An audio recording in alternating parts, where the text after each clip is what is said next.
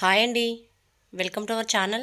ఈరోజు మన ఛానల్లో తమిళనాడు స్టైల్ ఈ బ్రిటానియా రస్క్ తోటి హల్వా ఎలా చేయాలో చూద్దామండి. వీడియోకి వెళ్ళే ముందు మన ఛానల్ని లైక్ చేయండి, షేర్ చేయండి, సబ్స్క్రైబ్ చేయండి. Please support me friends. ఇప్పుడు ఒక 10 వరకు బ్రిటానియా రస్కులను తీసుకోవాలి. ఇప్పుడు వీటిని ఒక కవర్లో వేసుకొని ఒక చపాతీ కర్రతోటి ఇలా స్మాష్ చేసుకోవాలి. కావాలంటే రోల్ ఉంటే రోట్లో వేసుకొని అయినా దంచుకోవచ్చండి. మిక్సీ జార్లో వేసారంటే మరి మెత్తగా పొడైపోతుంది. కాబట్టి ఇలా రోట్లోనూ లేదా కవర్లో వేసుకొని ఇలా కచ్చాపచ్చాగా దంచుకొని పక్కన పెట్టుకోవాలి. ఇప్పుడు స్టవ్ మీద ఒక ప్యాన్ పెట్టుకొని అందులోకి 2 టేబుల్ స్పూన్ల వరకు నెయ్యి వేసుకోవాలి. నెయ్యి అనేది కరిగాక ఇందులోకి 2 టేబుల్ స్పూన్ల వరకు జీడిపప్పు పలుకులు వేసుకొని 1 నిమిషం పాటు ఫ్రై చేసుకోవాలి. 1 నిమిషం తర్వాత ఇందులోకి 1 టేబుల్ స్పూన్ కిస్మిస్లు వేసుకొని వీటిని కూడా 1 నిమిషం పాటు బాగా ఫ్రై చేసుకోవాలి. ఇలా మంచిగా ఫ్రై అయ్యాక ఒక బౌల్లో వేసుకొని పక్కన పెట్టుకోవాలి. ఇప్పుడు అదే ప్యాన్లోకి మనం ముందుగా పక్కన పెట్టుకున్న రస్క్ పొడిని 1 కప్పు వరకు కొలుచుకొని ఇందులోకి వేసుకోవాలి. ఇప్పుడు మంటని లో ఫ్లేమ్లో పెట్టుకొని నిదానంగా బాగా ఫ్రై చేసుకోవాలి. హై ఫ్లేమ్లో మీడియం ఫ్లేమ్లో పెట్టారంటే బ్రెడ్ అనేది త్వరగా మాడిపోతుంది. అందుకే లో ఫ్లేమ్లోని ముదురు గోధుమ రంగు కలర్ వచ్చేంత వరకు బాగా ఫ్రై చేసుకోవాలి.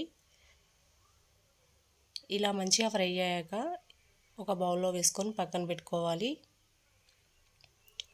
ఇప్పుడు అదే ప్యాన్లోకి మనం ఏ కప్పుతో అయితే బ్రెడ్ పొడి తీసుకున్నామో అదే కప్పుతోటి 1 కప్పు వరకు షుగర్, 1.5 కప్పుల వాటర్ వేసుకోవాలి.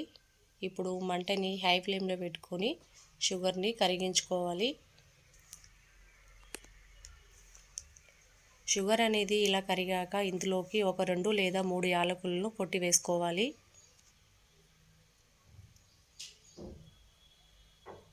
షుగర్ పాకం అనేది కాస్త జిగురుగా అయ్యాక ఇందులోకి మనం ముందుగా ఫ్రై చేసుకున్న బ్రెడ్ పొడిని వేసుకోవాలి.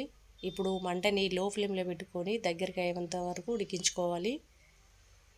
ఇలా కాస్త దగ్గరికి ఉడికాక ఇందులోకి ఒక చిటికెడు ఫుడ్ కలర్ వేసుకోవాలి.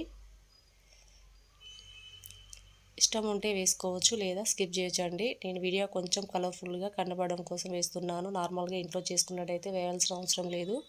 ఇలా దగ్గరకు ఉడికాక ఇందులోకి మనం ముందుగా ఫ్రై చేసుకున్న డ్రై ఫ్రూట్స్ వేసుకొని ఒకసారి అంతా కలిసేటట్టు కలుపుకొని స్టవ్ ఆఫ్ చేసుకోవాలి. అంతేనండి, Tamil Nadu style rusk halwa ready అండి. మనం నార్మల్ బ్రెడ్తో చేసిన హల్వా కంటే ఈ హల్వా రుచి చాలా బాగుంటుంది. తమిళనాడులో పెళ్ళిళ్ళకి కానీ ఫంక్షన్లకు కానీ ఇలానే హల్వా రెడీ చేస్తారంటే అండి టేస్ట్ మాత్రం సూపర్గా ఉంటుంది. ఈ సింపుల్ అండ్ టేస్టీ అయిన రస్క్ హల్వా రెసిపీ మీకు నచ్చినట్లయితే లైక్ చేయండి, షేర్ చేయండి, సబ్స్క్రైబ్ చేయండి. Please support me friends. Thanks for watching.